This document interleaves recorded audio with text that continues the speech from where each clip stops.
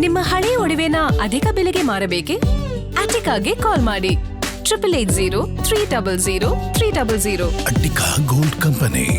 ಶಿವಾನಂದ ಪಾಟೀಲ್ಗೆ ಸಚಿವ ಸ್ಥಾನ ನೀಡಬೇಕು ಅನ್ನುವಂತ ಬೆಂಬಲಿಗರ ಆಗ್ರಹ ಹೆಚ್ಚಾಗಿದೆ. ಬಸವನ ಬಾಗೇವಾಡಿಯಲ್ಲಿ ಬೃಹತ್ ಸಾರ್ವಜನಿಕ ಹಕ್ಕೊತ್ತಾಯ ಸಭೆಯನ್ನು ಕರೆದುಬಿಟ್ಟಿದ್ದಾರೆ. ಈ ಮೂಲಕ ಶಿವಾನಂದ ಪಾಟೀಲ್ಗೆ ಸಚಿವ ಸ್ಥಾನ ನೀಡಲೇಬೇಕು ಅಂತ ಒತ್ತಾಯಿಸಿದ್ದಾರೆ.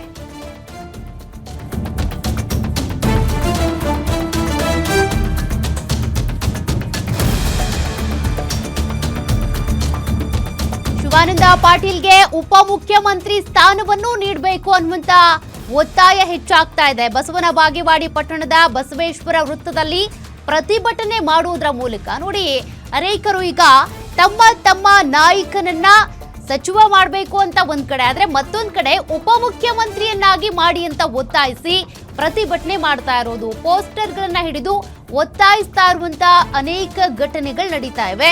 ಅನೇಕ ಜಿಲ್ಲೆಗಳಲ್ಲಿ ನಮ್ಮ ಜಿಲ್ಲೆಗೆ ಉಪಮುಖ್ಯಮಂತ್ರಿ ಸ್ಥಾನ ಬೇಕು, ಸಚಿವ ಸಂಪುಟದಲ್ಲಿ ಸೇರಿಸ್ಕೊಳ್ಳಿ ಅಥವಾ ಉಪಮುಖ್ಯಮಂತ್ರಿ ಸ್ಥಾನ ಕೊಡಿ, ಈ ಆಗ್ರಹ ವ್ಯಕ್ತವಾಗ್ತಿದೆ. ಸದ್ಯ ಶಿವಾನಂದ ಪಾಟೀಲ್ ಅವರಿಗೂ ಕೂಡ ಉಪಮುಖ್ಯಮಂತ್ರಿ ಸ್ಥಾನವನ್ನ ಕೊಡಿ ಅಂತ ಒತ್ತಾಯಿಸಿದ್ದಾರೆ. ಸ್ಥಾನವನ್ನು ನೀಡಿದರೆ ವಿಜಯಪುರ ಜಿಲ್ಲೆ 8 ಸ್ಥಾನಗಳನ್ನ ಕಾಂಗ್ರೆಸ್ ಪಕ್ಷ ಗೆಲ್ಲುವುದರಲ್ಲಿ ಯಾವುದೇ ರೀತಿಯ ಸಂಶಯವಿಲ್ಲ.